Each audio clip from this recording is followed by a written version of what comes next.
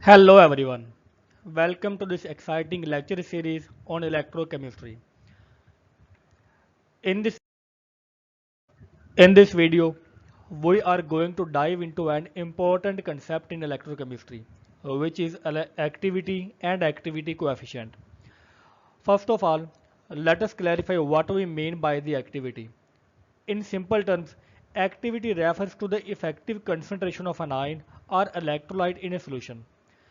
It shows not just how much of the substance is present, but how much is actually active or participating in the chemical processes.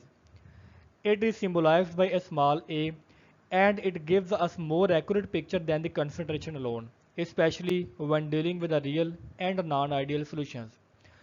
Now, mathematically, activity can be defined using this simple equation. A will be equal to C multiplied by F.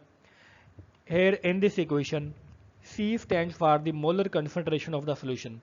That is what we normally measure in the mole per liter, or we can say the molarity. And F is the activity coefficient, which adjusts the concentration to reflect how ions interact in the solution.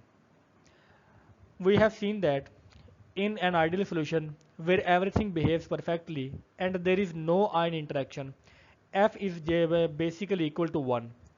That means the activity just equal to the concentration and A will be equal to C because F have become 1. But as we move on to the more realistic or concentrated solutions, ions start interacting more. They repel or attract each other, which affect how free they are to participate in reactions. That is when F becomes less than 1 and activity drops below the actual concentrations. So, in some of the realistic solutions, activity coefficient can be less than 1. We can rearrange the equations like this to define the activity coefficient. Activity coefficient will be equal to the activity divided by the concentration of the solution. We can see that the parameter f tells us how much the real solution deviates from the ideal behavior. If f will be equal to 1, it is ideal. If f will be less than 1, there is some interference between the ions. To define the activity coefficient, we can define as the ratio of activity to the actual concentration of the solution. This concept is extremely useful in advanced electrochemistry, especially when calculating things like the cell potentials, equilibrium constants, or interpreting results from the titrations. This concept is also very important when we deal with real-world solutions that are not ideally dilute, like some in industrial or biological systems, where the effective behavior of ions can be very different from what their concentration suggests. And next, we will see that how we define the activity of an electrolyte. The activity of electrolyte is defined as the product of the activities of cations and anions. Rather than considering just a single ion, the activity of the entire electrolyte takes into account both the cations and the anions that make up the compound. So, activity of the electrolyte is represented by the symbol A, and it is calculated as the product of the activities of the two ionic components, which is the positive ion and the negative ion. Here, A plus is the activity of the positive ion called cation, and A negative is the activity of negative ion called cation. This gives us a more accurate picture of the real behavior of the electrolytes in the solutions, especially when we are not dealing with the ideal conditions. In the same way, we can determine the activity coefficient of the electrolyte. This too is the product of the activity coefficient of both of the ions.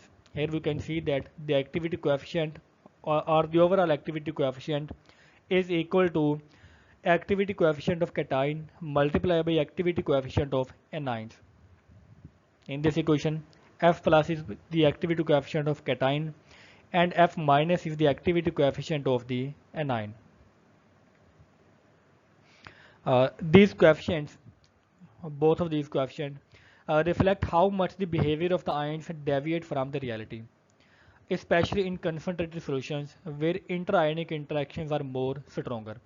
For dilute solutions, both F plus and F minus are close to 1, which means that the ion act almost ideally.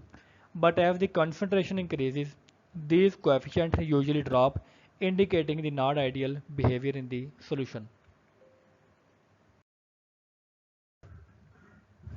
So, but the individual activity and the activity coefficient of an ion in an electrolyte cannot be measured directly through experiments. This is because we cannot isolate a single ion to measure its behavior independently. Uh, Ions are always exist in pairs or groups to maintain the electrical neutrality in the solutions. Uh, but we can measure their mean value of the activity and the activity coefficient. To measure the main activity of the electrolyte, for example AX and BY, which can be any compound, these values can be measured by this equation. Here is the stoichiometric equation. AX/BY ionizes into A plus ions and B minus ions. Here X and Y are the coefficients and Y plus and B minus are the charges on these compounds. So here is a simple equation. To measure the or calculate the activity of the positive and negative ions, we can use this equation, which is V under root A plus X dot A minus Y. Here in this equation, V represents the total number of ions present in the solution, which can be simply obtained by uh, summing up the X and Y. So that is all for the today's lecture. Thank you very much.